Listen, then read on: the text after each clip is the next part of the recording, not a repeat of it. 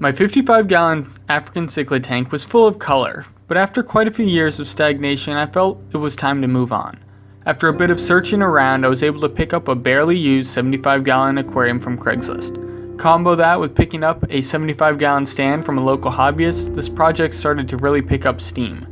I love the painted backgrounds on my 135-gallon and 29-gallon aquariums, so logically this was the first step for the new tank. However, I wanted to try something a bit different. Instead of going with my regular spray paint, I decided to go with some Plasti Dip spray. Does it work? Yes, but the finish of regular spray paint is much better, and overall, spray paint is less expensive. Being able to more easily peel the paint off the background is a plus. Which method is best is really up to personal preference. The old 55-gallon was filtered with the Fluval 306 canister filter. I love that filter, but I want a bit more juice going into the new system. The original plan was to build a sump for this tank. I made it all the way through the planning stages, built the overflow, constructed the sump, and was ready to plumb everything together. It was at this final stage when I realized I can't fit the 29-gallon aquarium into the stand. The doors just aren't wide enough. Well, that puts a damper on things. It's not a really big deal though, the sump will work perfectly on the 135-gallon anyway.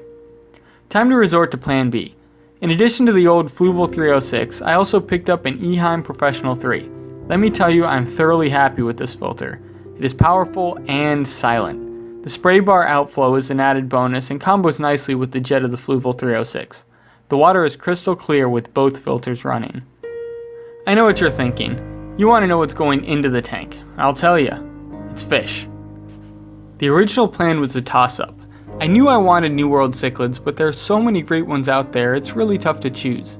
A couple of thoughts I had floating around included aggressive fish like red tiger modas or Parachromis managuensis, aka Jaguar cichlids, or perhaps something more peaceful like severums and Geophagus. This summer I attended the American Cichlid Association convention in Springfield, Massachusetts. It was a great time. I stayed disciplined through most of the final auction. I had been good, however, I saw a couple nice bags of Parachromis managuensis, the Jaguar cichlid. This group of 3 to 6 fish were going for next to nothing, and I couldn't resist. I got them acclimated, but after a few weeks I could tell something was going to have to change. 2 of them paired off, leaving the others in a rather vulnerable position. I found new homes for the loners, and the pair gave me a couple nice spawns. However, it just didn't feel right.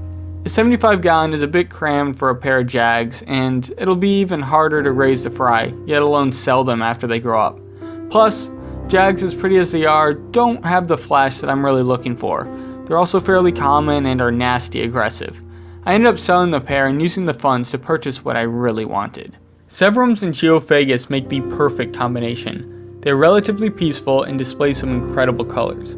I moved the 2 large Geophagus Red Head Tapajos from the 135G, which joined a few younger ones from the order to round out a nice little group. The severums are classified as red tiger.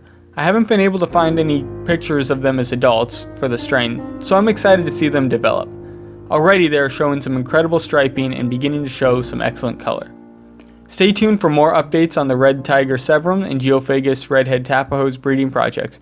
You can follow me at facebook.com/aquastudent and take a look at aquastudent.spreadshirt.com. Tank on, amigos.